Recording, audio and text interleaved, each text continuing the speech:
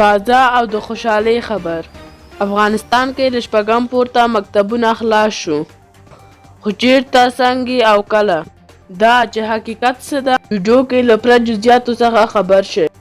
نن رسنیو کې داسې اوازه خپره وه تکا کې له شپږم صنف پورته صنفونه د انجونو په مخ خلاص شول. ټول خلک د دې خبر په اورېدو بې اندازې زیات خوشحاله وو او ټولو یو بل ته مبارکي ورکوله.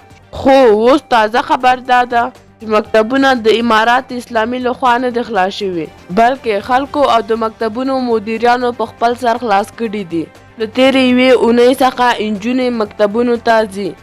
اوس تازه د پکتیا ولایت د اطلاعات او کلتور رئیس ویلي دي د انجونو 4 مکتبونه په مرکز کې او یو څمکنیو ولسوالۍ کې مدیرانو او ځایي خلکو په خپل سر خلاص کړي دي.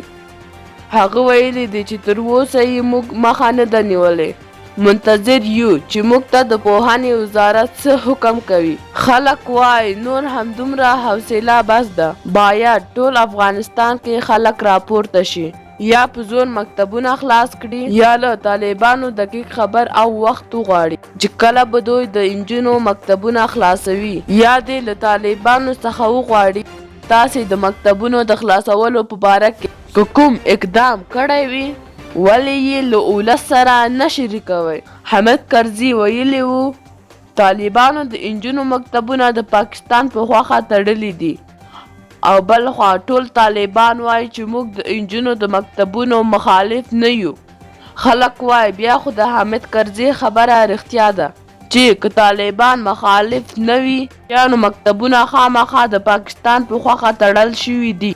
له یو کال څخه ډیر وخت شو چې لا هم طالبانو د مکتب باره کې ښکاره دریځ نه ده اعلان کړی چې دوی به کله مکتبونه خلاصوي. دوی وایي کلتوري ستونزې دي. که کلتوري ستونزې واوسي پکتیا خو له ټولو ډیر کلتوري خلک لري ولې بیا هلته خلکو له مخالفت سره سره مکتبونو ته خپلې لوڼې ولېږلې.